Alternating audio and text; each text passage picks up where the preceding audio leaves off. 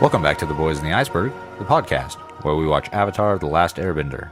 As always, I'm Caleb Bader. And I'm Harley Davis. And we're going to be jumping right back into Book 2 Earth this week. With two solid episodes. Like, I think they're some of the best episodes of this season. Yeah. Bitter Work and The Library? Yes. Question mark? Xing Tong's library. Xinjiang Ping Pong. That's racist. Is it racist? Yes. Racism can exist in a lot of forms, and we need everyone to be aware of it. PC all the way. Yeah, absolutely. This podcast is the most politically correct. Ching Chong is not a language. No, it's not. To some. To others, it is. This is the spirit library of Wan Shi Tong, but that is the second episode. We're going to talk about Bitter Work today, and it is the first episode we actually get to see Toph teach Aang about firebending, or some such thing. I think what you're referring to is earthbending. That's the one, yeah. That's not all. We do get some firebending in this episode. We do. That was a nice segue. Thank you. I appreciate you derailing my segue by acknowledging how good of a segue it is. Is it derailing it, though, if I acknowledge it? Well, it is now. It's completely derailed. Tangent. Okay, and 3, 2, 1. And we actually get to see some firebending in this episode also. And some lightning bending. That's true. And some explosion bending? I guess so. He does create just a bomb. What's the middle right between firebending and lightning bending? Is just explosions? That's what it seems like. Or maybe if you don't know how to do lightning correctly, it's an explosion. What if it just blew up in his hand, though, and he lost his hand? And now he's all deformed. He did. Because he wasn't deformed enough with the giant scar. We're talking about Zuko, if you guys were wondering. He's just the monster from Goonies. Yeah. We do. Let's not get into the lightning bending just yet, because that's a little bit later on in the episode. But the episode is actually talking about Aang and his challenge of learning to earthbend from Toph. Because Toph is not the same teacher as Katara is. Katara is soft and gentle, even though she is so awful. She complains, and I do not. I'm starting to not like her. Yeah. About the third time I watched this show, Katara became one of my least favorite characters. She's very naggy. She's just like my mom. Are we allowed to use that word? Naggy? Is that sexist? Maybe, but I'm going to use it anyways. No, naggy. We'll cut this part out. That's fine. And she's like my mother or like Kate from Lost, but that's on a different podcast. Save that for the first time show. For the first, yeah, that's on my. Just plug that in real quick. Not as good as it once was. Oh, I was making a reference to the Lost podcast. Are we allowed to do that? They don't know about us. Talk to another podcast. Talk about another. Talk podcast. about it. Yeah. Talk about. Yeah. Totally. Why not? Feels like the first time. It's a great podcast, guys. Go watch it if you can. Or it'd be impressive. Ideally, listen to it. It'd be impressive. But that's neither here nor there. Yeah. Anyways, Katara is awful, but when she's a teacher to Aang, she's a really good teacher, and she's really just passive until she tries to stab Aang with a piece of bamboo stick to his face. She shoots it right at his face. Tries to kill him. That's not okay, Katara. What if he would have blinked at the wrong time and she didn't see that coming at all? Don't blink at all. Harley, save that for your Doctor Who podcast. I wish we had that on the soundboard. We just said don't blink. But no, it could have stabbed him around the eye and killed him. Dead Aang. Yeah. No more show. Season 2, we're halfway through. It's just over. Avatar Iroh is introduced. Yes. So we the episode starts out with Aang getting up real early because he's super excited to do some earthbending, and Sokka's not as excited. Sokka says 0 words. He wants to just sleep. Yeah, he mumbles. He's mad at everybody. Do we have that on the soundboard at least? Why didn't we get that? If you want to pull the sounds, Harley, I'm more than happy to let you do it. We should have done it during the episode. Yeah, it just takes a long time. Yeah. We're how many episodes into this podcast, and we're still not good at it? 14. Yeah, 14. Well, 13. Well, all right. So we don't even know how many we're into, guys. No. That's how good we are at this. Not very organized. We'll figure it out. Episode 19, I'm calling it, will be the most organized we've ever been. Okay. Bitter Work, guys. Bitter Work. Yeah. So, yeah, he's up and at 'em. He's ready to go earthbend. And I've already forgotten what happens. I do know So, that Toph is very abrasive. Yeah, Toph gets up and immediately she's just up in Aang's face and telling him that she's sort of telling him that he's not good enough in his current state. And he needs to act more like an earthbender, more strong and steady. And they actually go through like a little montage where it looks like Aang's actually getting some work done on earthbending. Yeah, she says you need to be strong as the coursing river. Something about a deep typhoon. Mysterious as the dark side of the moon. Yeah, and tells him he needs to be a man. Yeah, and that Aang could be a daughter, but even though Toph asked for like a son. Yeah. Disappointed. But that is just what Toph actually says is death to Sokka, because she shoots Sokka 30,000 feet in the air and kills him. He flies up and then comes down on his neck. Yeah, we're planning on making a segment of the show. We're going to count how many times Sokka should be dead in the show. Why wasn't I informed on this new segment? Newsflash to everybody and Caleb. We are going to be doing a new segment on the show about how many times Sokka should be dead in the entire series or the individual shows. We're not sure. We'll figure that out. He should be dead at least 3 times in this episode, though. Yeah. At least 3 times. He gets mauled by a giant thing later. We'll just bleep that out and we'll come back to that later for spoilers. What do you mean bleep? What are you talking about? Wow, I almost said the word. Huh? I almost said the fluffy poopkin thing. Does it matter? Does it? That's not that much of a spoiler. It's in the episode. It comes pretty soon, I guess. So yeah. Yeah. So we're just gonna move on like that whole sidebar didn't happen. Sokka falls in a hole. Yeah, he's out looking for some food. Sokka spends this entire episode in a hole. It's more of a crevasse, I would say. A crevasse. It's like I don't know. It looks like there was an earthquake and there was a fault line that split apart, and how like the earth just opens up and he fell down in it. It gets worse as Sokka's fat butt wiggles around into it because he falls down even farther. Yeah, and this to me, he ends up falling down because what puts him in the hole is he's trying to kill this little creature to eat it because it is meat, and he jumps down out of a tree and ends up falling in this hole, and then he falls into where his elbows are down at his side, and he can't move his hands; they're up by his like neck. Yes, that is terrifying to me. I think that's one of my biggest fears. Are you claustrophobic? Well, not necessarily claustrophobic like that, but if I am in a space that is so small that I can't move my arms. If I'm in a tiny space and can't breathe, then I'm scared. No, that's not even that. That's like the definition of claustrophobic, isn't it? I guess what I'm saying, I'm afraid of a cage that someone could put me in, and like I couldn't get out, and I was completely constricted. Are you afraid if your caged bird gets caged, your caged bird can't sing? I don't know what that's a reference to. It's some kind of saying. I was trying to make a reference to Lord of the Rings, but I couldn't remember the exact quote.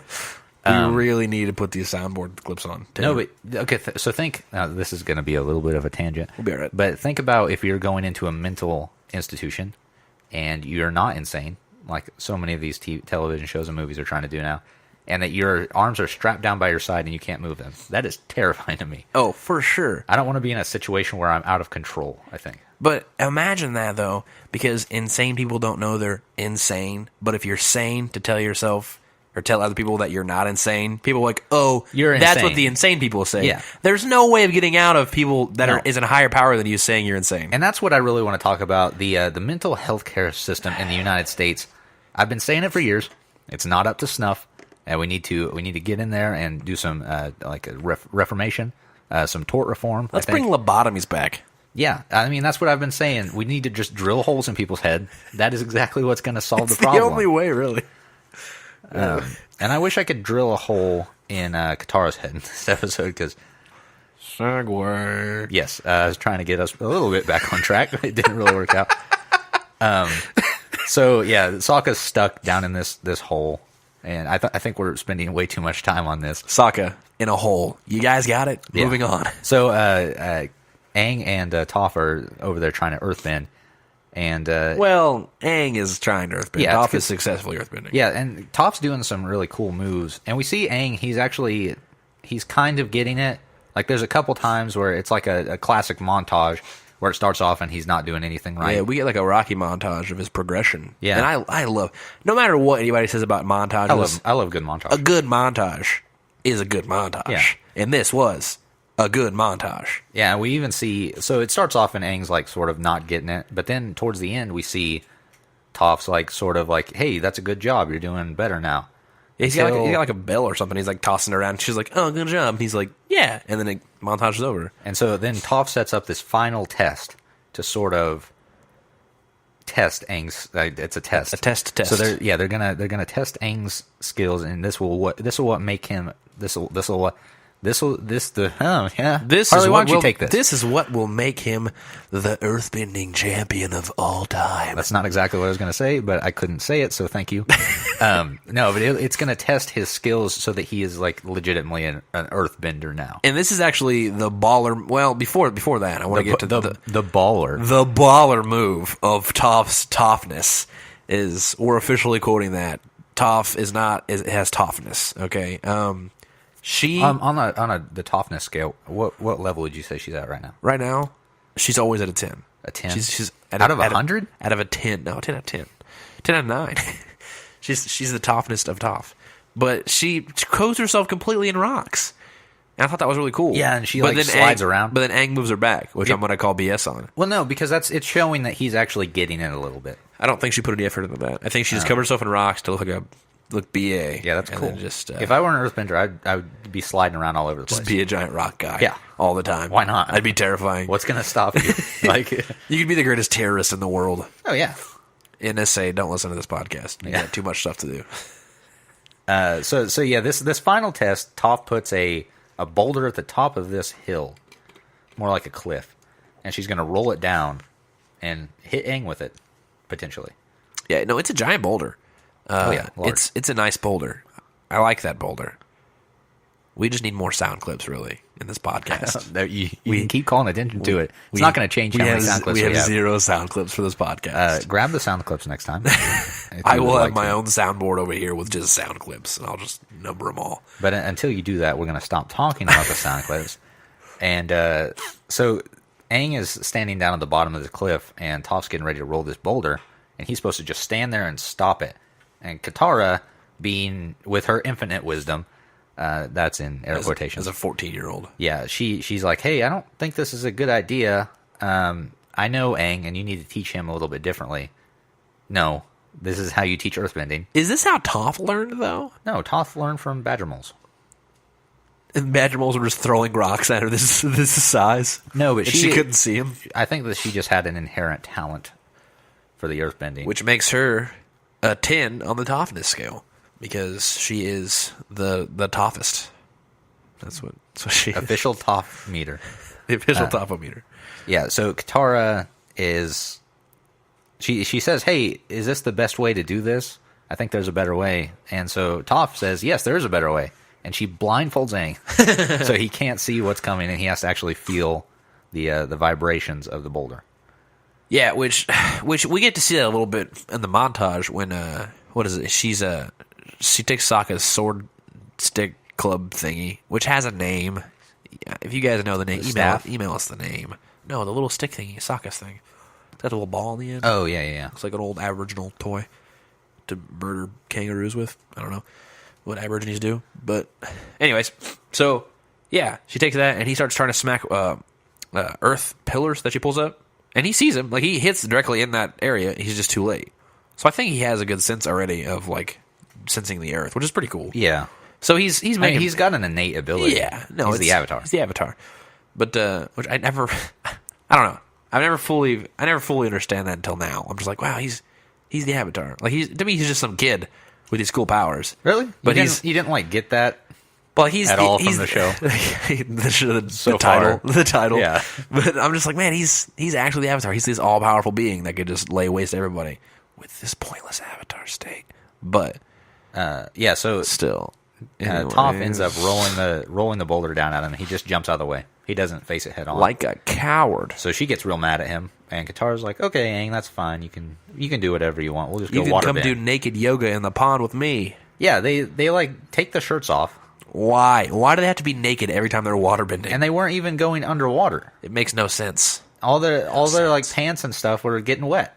Yeah, it was ridiculous. Aang doesn't even have abs. If you're gonna take somebody's shirt off, let it be Admiral Zhao or Season 3 Iroh. Spoilers. Yeah, we're gonna have to cut that out. No. So yeah, they're just like, and they're not even, when Katara takes Aang over there, they're not even doing any real water bending. They're just like, it's the equivalent of playing catch. They're just floating this water around until Katara tries to kill him. Yeah, and then Katara, I don't even know how she throws that bamboo shoot so so like precise and fast. So good. And Aang just slices it out of the way, and Katara's like, "Now you have the reflexes of a master waterbender." Now I bestow to you the title of Master Waterbender. That's the quote from Katara. He's definitely already a master waterbender. He's like, I'm actually the Avatar. Pff, go away. Yeah, it's just ridiculous. Kills Katara immediately. So yeah, while they're off doing that, we cut to Iroh and Zuko, who Iroh is out of commission. Oh, right there in this episode, aren't they? Yeah, because it's a really cool. It's probably the coolest Zuko and Iroh moment. Yeah, they're really back together episode. immediately. Like I think Iroh getting injured in the last episode really brought Zuko. He took lightning to the heart. Really brought Zuko back to his senses. Like, hey, Uncle Iroh has done all these things for me, or just Uncle if you're going to go by the credits. I still don't get that. And he's done all these things for me, and he's been hurt by my sister, and I know the line has been drawn, which side I should be on. The line's been drawn in the sand. In the sand. Multiple lines. Insignias, actually. Yes. Which is pretty cool. And he picks Iroh, and I think that's really cool. That Iroh is... Oh, that's what we should have pulled that quote. What? She's crazy. She needs to go down. Oh, yeah. Zuko sits there and he's like, I know you need to say she's my sister, we need to get along. And he's like, no, she's crazy and needs to go down. Yeah. I said it. You don't need a sound clip for that. This is really cool. I really like these moments between Zuko and Iroh. Because, so Zuko serves Iroh some tea, which he spits out. Because it's gross. Yeah. And then Zuko feels like now that he's fought Azula and lost pretty badly to her, he needs to learn some more advanced bending techniques so that he has a chance of beating her. Specifically, something to do with her signature bending of lightning. Yes. Because we've seen that multiple times from her now, and he's like, hey, if I could just do something about this lightning, I would be on par with Azula, and I could take her down now. And Uncle Iroh's like, yeah, okay, I'll do these cool things with you then. And he tries to teach him how to redirect lightning. He tries.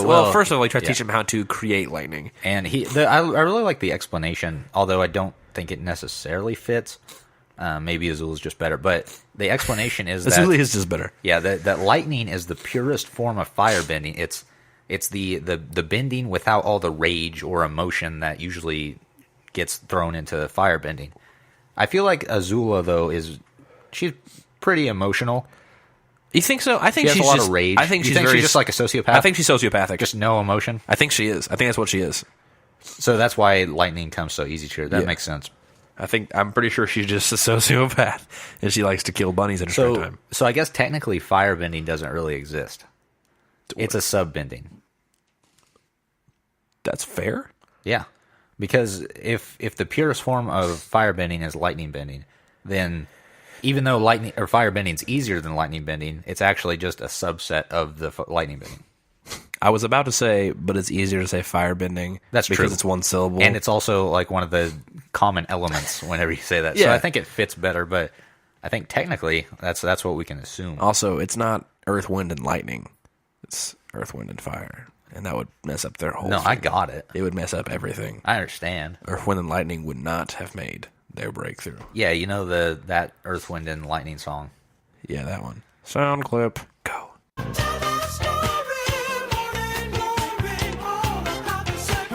Lightning.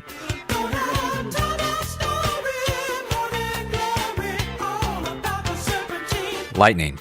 Wasn't that a great sound clip, guys? I should not have laughed at that moment. Nope. No, it's fine.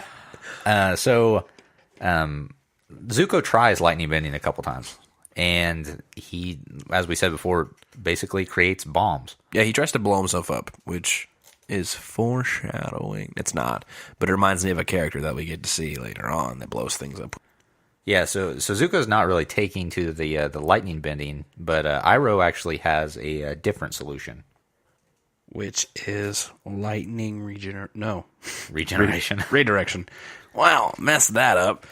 Messed up again. Redirection. Yes, redirection. Man, I'll get it. Redirection. And I think we get the best Iroh moment of the series. Well, I can't really say that, but one of the best. No, of the the best series. Iroh moment in the series is season 3. Spoilers. Season But, 4. Sorry. We actually see him describing, because he made up this move of lightning redirection, and he gives Zuko a whole lecture about the 4 different elements. Yeah, and I like the way he does as he describes the nations, and they're all separate entities, and I like that because he tells all their differences and whatnot. He's like, "This is the Earth Kingdom. What they're like steady and rock steady and hard and whatnot, and they're stubborn." And I don't know what he actually said. I'm paraphrasing a lot. There's the Earth Kingdom. Oh, really? I thought this entire time you've been quoting the episode. Absolutely, I've only been quoting the episode. And then he's like, "Here's the." I said Earth Kingdom. I meant to say air nomads, and they're based off of freedom, which is an actual word he uses. And they're loose, and he says apparently they're great. They tell great jokes too. We wouldn't know because they're all dead. Yeah. Moment of silence for the air nomads. And we're back. Okay, so then he talks about the Fire Nation and something about being angry and angsty and emotional. I'm not sure what he said. I ignored that part. Yeah, he said angsty. Angsty for sure. And then he told the Water Tribe and something about the Water Tribe being fluid, probably. I don't know. Yeah. But then he says, and if you separate those, and he draws them all like on the die. It's like a grid. Yeah, there's 4 points, 4 corners, and he draws them the lines in between all 4 of them to separate them. And he says, or you can do this, and they won't work for you; they'll work against you. Or you can, and he circles all of them. Says, or you can combine all their techniques and make them work for you. And I like that because it goes to show how Iroh is so fluent. You get a lot to know about Iroh in season 3, but like how he knows all this stuff. But right now, you're just like, Iroh's a monster. He knows so much. And I think this goes to show makes Zuko a better firebender because he learns bending techniques of other nationalities, and I think that makes him a more knowledgeable firebender. Yeah, I think it helps him out a lot in the long run. I always thought it was really cool how Iroh was not like the other firebenders, in where he's able to take lessons and like learn stuff from the other bending elements and stuff. Because it shows that he's not just stuck in his ways; he's open to learning. Yeah, he'll adapt waterbending moves to firebending moves. Because that's actually what this lightning redirection is. Iroh says that you raise one arm up, and then you let the lightning flow down your chi network, down to your shoulder, and then into your stomach. Which is chi redirection is one of the big things that the waterbenders do, and it's a very flowy movement. And then since your stomach is the energy center of your body, he calls it the Sea of Chi. Yeah, or an ocean in his case, which he makes. Yeah, but being fat. Yeah, then he says that you direct it out of your stomach up through your other shoulder, your opposite shoulder, up through your other stomach, and then out your your out second stomach, out your third. If you're stomach. A cow, direct it through each one of your stomachs. There's a certain order of stomachs. It goes up the opposite way and then out your opposite hand. Cow bending. So it's basically you're taking all the energy of the lightning and just pushing it into a different direction. Yeah, I think it's cool because that means he had to have studied the waterbenders, or maybe he, as he did like the 100-day siege of Ba Sing Se. There was 100 years since the Fire Nation has destroyed pretty much the entire world with its communism, dictator, whatever. Stuff, angstiness. It's more imperialism. Is it? Mm-hmm. I don't know much about politics. Monarchical imperialism. That's your political. Pretty much Great Britain. Yeah. Back in the day. But anyways, and I think so. He was second to the throne, or heir to the throne, and so he was out there, fighting the good fight for the Fire Nation every moment. And for however old he is, was he like 60, 70? I don't even know. He could be older than that. So for however old he is, minus about 20 years probably. And probably. I doubt he started when he was like 2.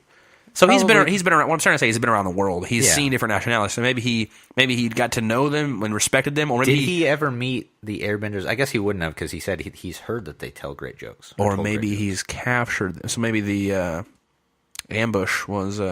happened before Iroh was born. Yeah, it definitely would have had, unless he's 112 years old. That'd be impressive. Avatar Iroh for my headcanon. Yeah. But maybe he's captured like waterbenders and he definitely has. And worked with them. He's killed a lot of them. Or maybe he's captured waterbenders and he's turned them into slaves to teach them how to waterbend techniques. Put them in prison camps. Yeah, and killed them all. Yeah. Slowly, one at a time. Tortured them all for technique information. That's a lot of speculation. That's where my head's at right now. Iroh's actually the bad guy. But we do see... We get a little flashback for Iroh. Yeah, we do actually. I forgot about that. I forgot about it again. Yeah. When I first watched it. It's very... Forgettable. Yeah. Brief. Very brief, and it comes back into play later. Actually... The same tree. Yeah. So... Look out for that tree, kids. Yeah. In his flashback at the very beginning Oh, of the yeah, episode. it would be, because they're in Ba Sing Se later. So it's possibly the same... in the same, one of the same places. I think it is, because on the hill... Because they got into the outer wall. I don't know how... Yeah, I don't know how that hill has been untouched all these years. Well, no, it wasn't. They got in there. They probably just didn't burn. Well, no, everything down. when he goes back, Yeah, when he has his own episode. yeah. I guess it was probably only like. Well, it would have been since Zuko was younger, so it's only been like. Yeah, Zuko was a baby when his child was, because there's a there's a scene when his kid's running around and he's that age. Zuko's an actual baby. There's a shot, Yeah, where but he's holding Zuko as a baby. We saw Zuko was probably like 10 or 11 when Liu. Oh yeah, Tang probably was when Liu killed. Tang was killed. Yeah. Yeah, so it's only been a couple years. Okay, that's fair. So since the Ba Sing Se was lost. That's fair. But it's been a lot of years since that scene. Because the Liu Tang... You think Liu Tang would have been... No. No, it So wouldn't Liu have Tang been, was yeah. a child just hanging out with Iroh?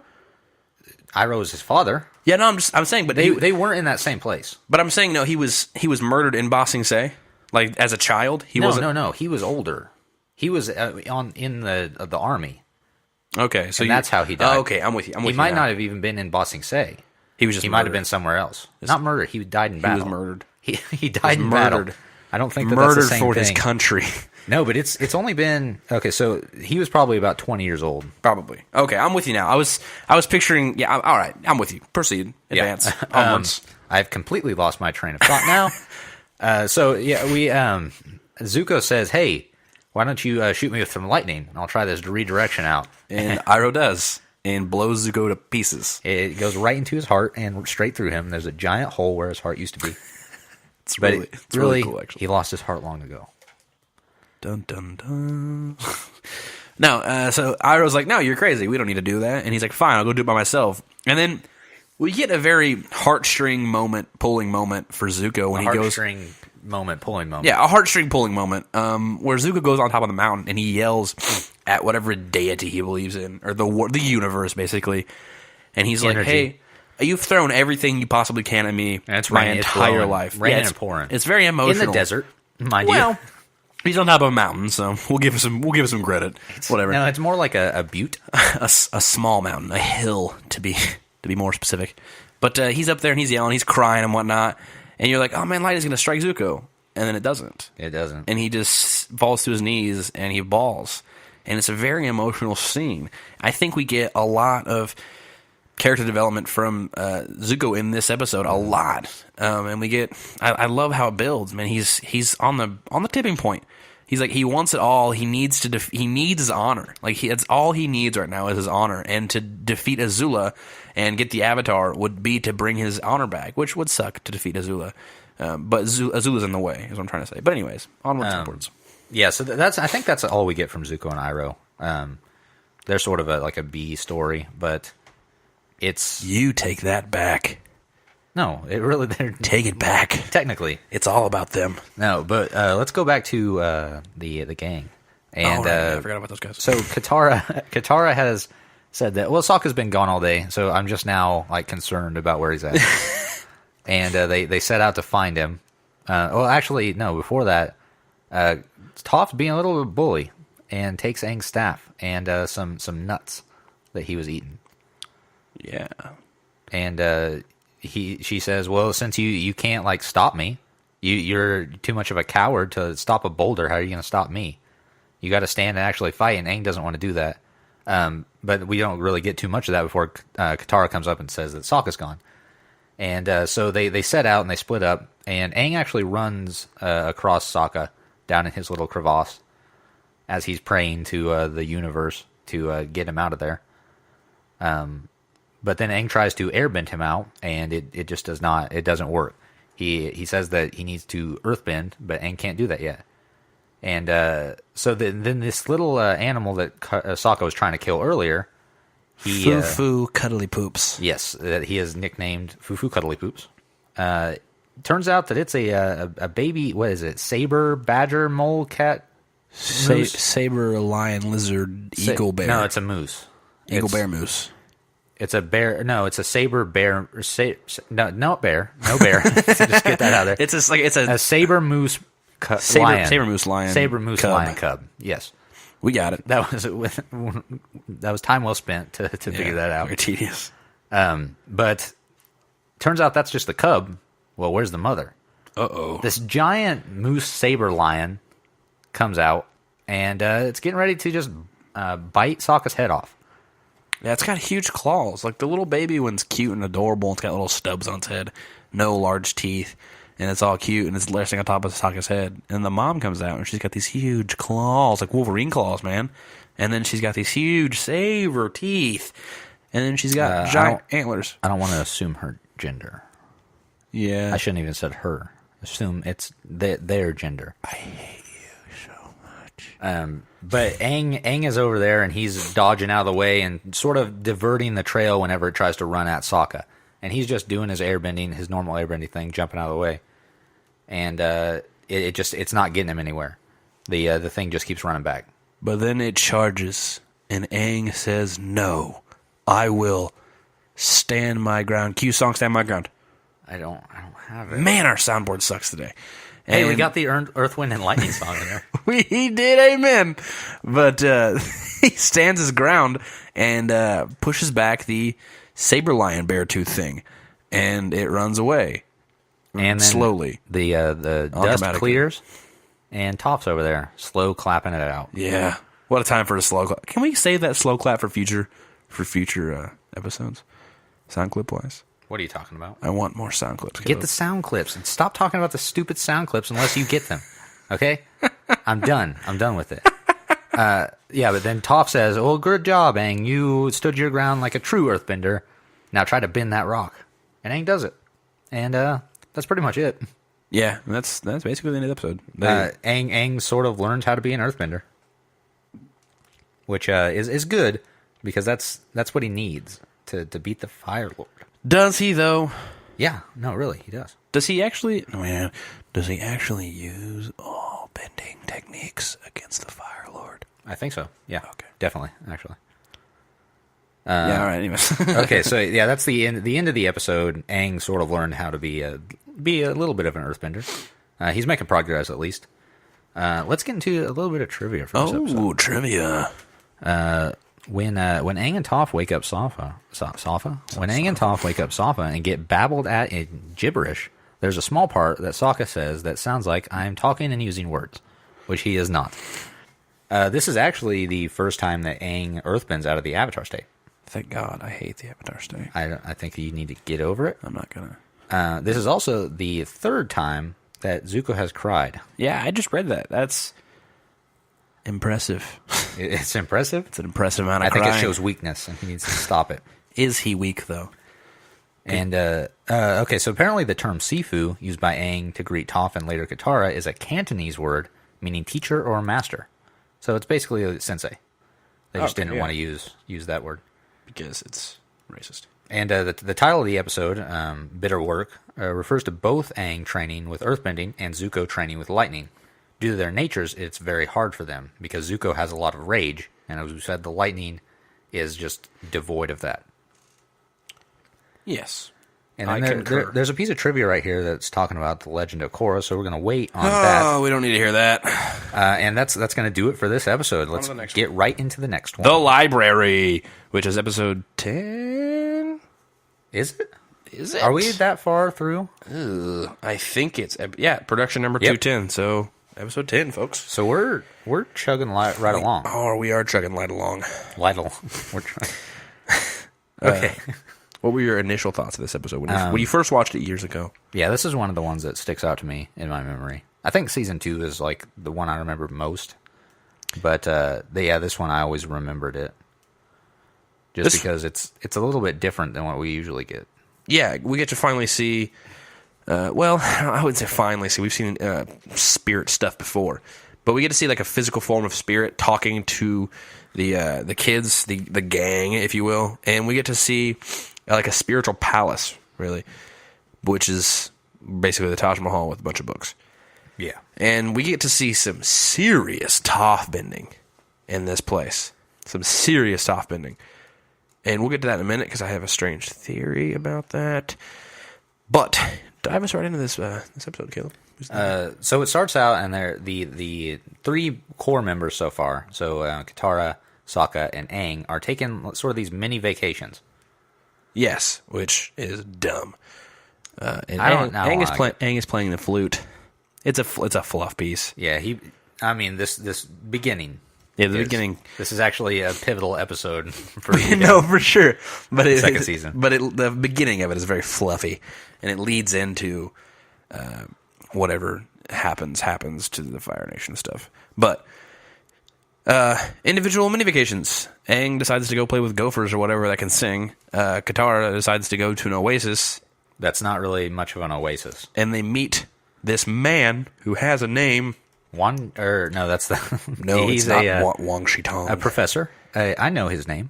It's not Professor Aang. Professor Zay. Professor Zay. There it is. Okay. He's actually the head of anthropology at Ba Sing Se University. Yeah. Oh, I just now got the pun in the episode. I don't know what you're referring to. When the owl says something about being just ahead of anthropology on my wall, and then he shows the wall of heads. I get it now. That's the pun? That's the pun. I am dumb. Let's continue. They go to this oasis. It's just a bar, really, in the middle of nowhere. And that's supposed to be like a glacier that's melted in the last 112 years since Aang was there. And they get drunk. They get trashed. They get lit. And they don't. They find this librarian and this professor who has been searching for the library, the Great Library, which has been mentioned by Admiral Zhao in Season 1, when he says I found a great library. It's the library of Wan Shitong. And we have, we get to see the guy. He is obsessed with knowledge, this man, this Professor Zay, as you would call him. And he's like, hey, we got a bison we can fly on to save you some time from finding the library. Because he's been searching the desert for years looking for this. Yes, and so he's like, oh, you have an actual flying bison? Oh, the stories he could tell. And so Sokka decides this is a great opportunity to find out some information on the Fire Nation, because there's really nothing left, because they're basically like the Middle East right now is going through a little bit of turmoil, and there's some terrorist groups, ISIS being a main one. And if you guys don't know who that is, Google it. They are traveling around and just destroying works of art and literature, just trying to rewrite history. And that's basically what the Fire Nation did. Everything changed when ISIS attacked. But the Fire Nation wiped out just most of the history about them, so nothing could be used against them. Sokka's real mad. Sokka mad. Sokka mad. But this professor has been looking for the library for years, but now they have a flying bison. And so Sokka decides that this is where he wants to go for his mini vacation. Yes, which is the segue from the mini vacations we had earlier. So they're out looking for it, and they see just the tip, sticking out of the sand of the library. And he is like, hey, this is the library. Cool, because I see a little fox running to the library with knowledge. Yeah, so apparently the henchmen or whatever of the helpers. The owl is the main librarian. Is it a henchman if it's not a bad guy? Just a thug, then. Are you sure it's still a thug? Thug. I don't know. Not a G thug, like a gangster ghetto man, but like a thug. That's racist. As in like early 2000s video game thugs. Yeah, but that's still a bad guy. If it's a good guy, what are they called? God, I don't know, Caleb. Language is an interesting beast, ladies and gentlemen. Tricky thing. It's fickle. So yeah, they run across this library, just the top sticking out, and they don't know exactly what it is, because that's not what the library is supposed to look like. No, but it's buried underneath the sand. It's supposed to look like the Taj Mahal. Yeah, it's basically just the Taj Mahal. But yeah, so they go into this library. The owl stops them and says, "Hey, listen, you can't be here." Okay, but they leave Toph. Oh yeah, they leave Toph and Appa behind, which is not a pivotal thing to the episode at all. Toph really doesn't like the sand because she sees with her feet, basically. Because she's blind still. Yeah, and the sand just moves around, and she can't really tell what's going on. So she doesn't really like that at all. She calls it fuzzy. Yeah, So picture like a black and white TV, and picture your channel going in and out. kind of. That's what I picture. guess. That's what I picture. Like when when you had to change your antennas. Way back in the day. All you young kids don't know what I'm talking about. You had to change the antenna, and then your channel has to go in and out. That's what I imagine her seeing it as. It's all fuzzy and stuff, and it's kind of coming in and out. It's not really clear, but you get the general gist. Think about like if you're this is a good reference for our younger listeners. If your YouTube video, if you don't have very good internet connection, and it starts to buffer, Yes. and it's lower quality. All right. It's I mean, I just want to appeal to our younger folk. I don't care about our younger folk. Yeah. My demographic is for the nostalgia 90 kids. Only 90s kids are allowed to listen to this. Please don't say that. Only 90s kids. Whoever wants to listen to this Specifically can listen to 90s it. kids. But they go down into this library, and the spirit of Wan Shi Tong is a giant owl that decides whether or not they can enter. A giant handsome owl Is it? who's creepy at the end of the episode. Super creepy. I was freaked out as a kid when it showed. I didn't realize owls could turn their head around as a young man watching this, which it's fictional, so you just take everything they have with a grain of salt or a grain of sand. And the dude turned his head all the way around and said, "I know you're there." And I'm like, that's freaky, man. I didn't realize owls could do that. I didn't have Google back then, so I couldn't just Google it. So Wan Shi Tong makes them, before they can actually enter the library, give him something of historical value so they can prove their worth. Because a lot of, was it Admiral Zhao came in there earlier, and he actually found out how to kill the moon spirit. Yeah, he was there for From the knowledge library. to destroy things, and he's like, okay, I don't like humans being here because you guys just want to destroy. And Aang's like, Arasaka's like, no, that's not what we're here for. I'm here with the Avatar. It's totally what they're there for. The bridge between our worlds. He'll vouch for me. And Aang's like, yeah, I'll vouch for you. And he's like, all right, give me knowledge first. And then we get the professor gives him a tome from the library at his place or whatever. It's the a first college. edition. First edition. Katara brings a scroll of waterbending, and it kind of gets they get worse and worse as they go down, really. Aang gives him a wanted poster of himself, which I don't know why he's been carrying that around this entire time, I guess. Because he's famous. Because he's famous. And Sokka ties a knot. And it's a special knot. It's not just any knot. So he accepts them all. Yeah, whatever, the spirit lets him in. and lets them do whatever they want to. And immediately Sokka's looking around for a way to defeat the Fire Nation. And they come across this really cool room that's sort of like, it's they don't just come across it. it's like a planetarium. The fox helps them. So they get into this planetarium, which shows them like a lunar calendar, basically, because Sokka had seen in one of the books that there was something called the darkest day in Fire Nation history. Yeah, it was like the only piece of evidence they had from the Fire Nation at all, because the Fire Nation, probably when Admiral Zhao was there, has destroyed every record of the Fire Nation ever in there. I don't know why they didn't clean that up, do a little, maintenance in the library. Come on, Wan Shi Tong, lock it up. And he's got the foxes. Yeah, probably more than just, we only see one. Probably has more than just one. That'd be really lonely if it's just one fox. But Sokka demises? Devises? No, what am I even looking for? I think devises. I don't think it's devises. He devises either. a plan? No, it's not devising a plan. Devices. No, I don't know. I completely lost the word. He does a thing. He does. That's the D we're looking for. He does a thing. No, that's not either. All right. I'm going to move on. Oh, yeah. He figures out There you go. that the darkest day in Fire Nation history isn't just a clever name. It's actually the darkest day. Quite literal. Yes, because there was a lunar eclipse. It really Is that the right one, or is it a solar eclipse? solar eclipse. Are you sure? Lunar is moon. Yeah, I know. Solar is I think sun. it's when the moon moves in front of the sun. Well, you're eclipsing the sun. Are you sure? I don't know, Dude, we could sit here and talk. I just all made over. that up. I don't know. I might not have made that up. It's either whichever one blocks out the sun. Either.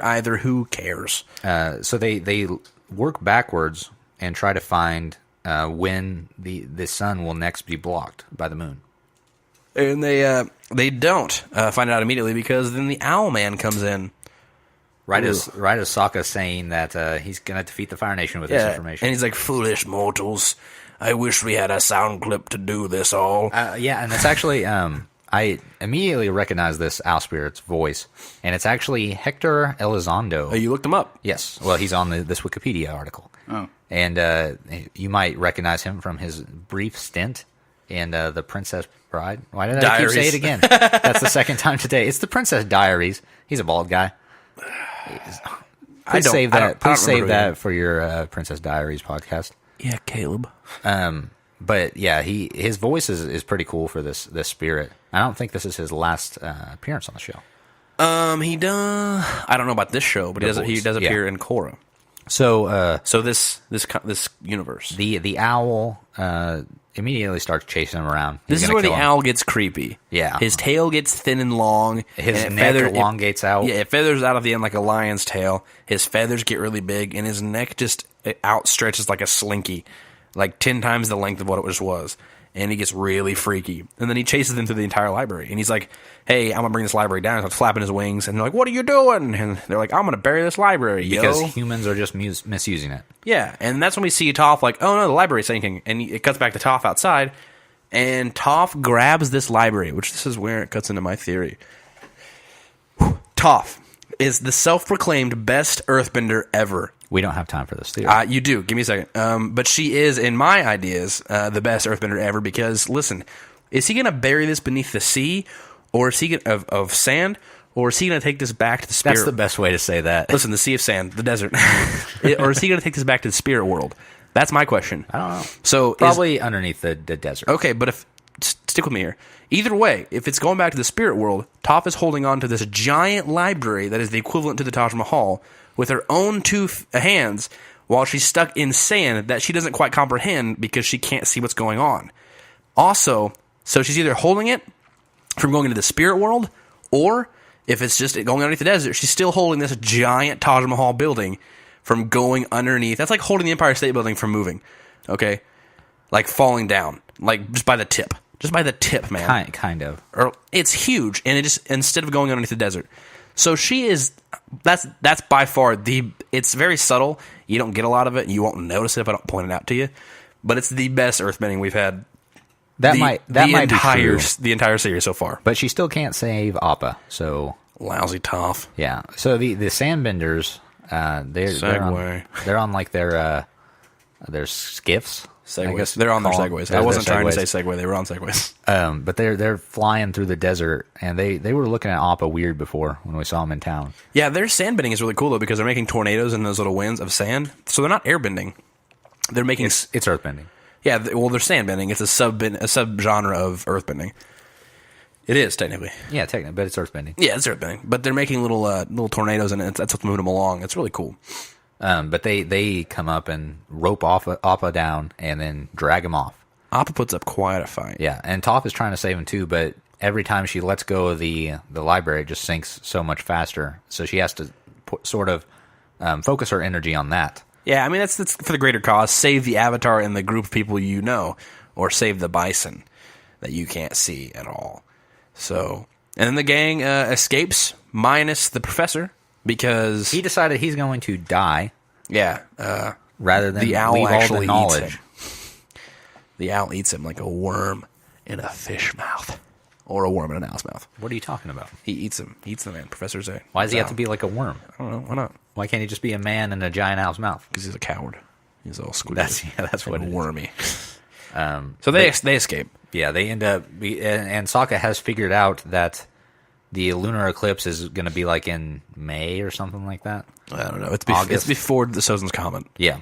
So Fire Lord Ozai is trying to use Sozin's Comet to just wipe everybody else out, I guess, and win the war. Yeah, it will increase the Firebender's power tenfold. So it'll give them the advantage in the fight. So Sokka has this idea. Yeah, Sokka figures out that if the sun's being blocked out, since that's where the Firebender's power comes from, then they'll just use the eclipse to knock their power out.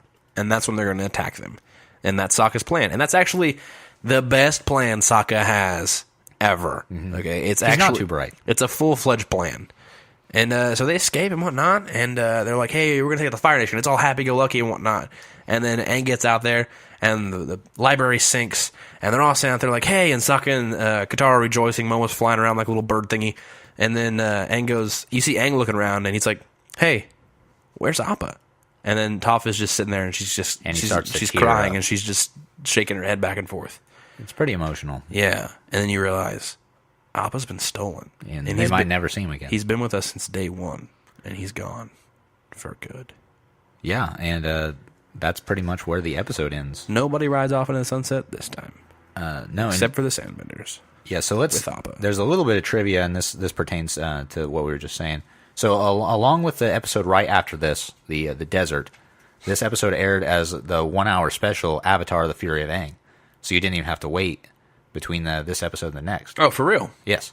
Which they segue nicely into each other, basically, and it's basically, I mean, I can see this as being one long episode with the next one. Because I remember watching it now, because when I was watching it earlier, I was like, man, I was pretty sure this was the desert episode where Sokka saw some things and was hallucinating. Yeah, it pretty much is the same episode. But then now I remember you're telling me this. I'm like, okay, I just watched them back to back. So it flowed together. Okay, I'm with you. The library actually looks like a mix of Turkey's Hagia Sophia and India's Taj Mahal. Aha, well, you said it. So it's like a mix of the two things, I guess. I don't know what the Hagia Sophia is. Heard it here first, folks. Wan Shi Tong, which is the spirit, represents himself as a barn owl. This is a reference to the symbol for Athena, the Greek goddess of wisdom, whose symbolic animal is an owl. I had an owl once. Yeah, it wasn't very wise, actually. But I get the idea of owls being the wise creatures, like the owl from Winnie the Pooh. Well, that's actually the next piece of trivia is, although an owl is a traditional symbol of wisdom and viewed as an animal that may harbor mysteries or secrets, that owl is, in actuality, not a very intelligent bird. So I don't know where all this comes from. Maybe it's because they can turn their head all the way around. They can see behind them. They can see everything. Hindsight is 20/20. There you go. They can see everything. That's probably what it is. Literally. Yeah, We've cracked the code, kids. Yeah. If you want to take our course of history and like culture that may be true or may not be, and it may just be us making it up. Catch it on our podcast on Fridays. Yeah, you can enroll online. That's $20 a month, and we will give you semi-facts with some truth to them. Some truth. But I mean, just basically our opinions. In today's age, that's really all you need. Who needs schooling? And guys, that's going to do it for us today. Thank you again so much for listening. As always, I've been Caleb Bader. And I've been Paul Blarney. And we'll see you here next week. Bye.